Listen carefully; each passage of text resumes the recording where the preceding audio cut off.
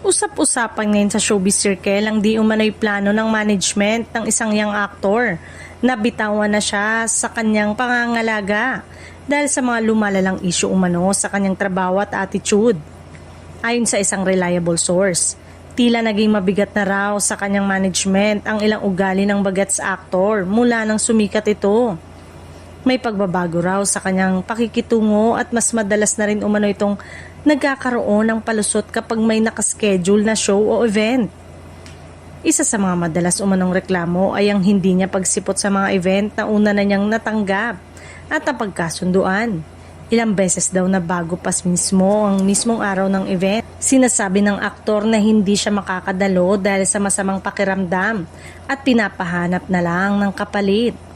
Ayon sa mga parehong source, bagamat napipilitang pumayag ang management para hindi maapektuhan ang production, alam na raw nila na paulit-ulit na palusot lamang ito dahil dito, unti-unti na raw itong nagiging issue sa kanilang profesional na relasyon.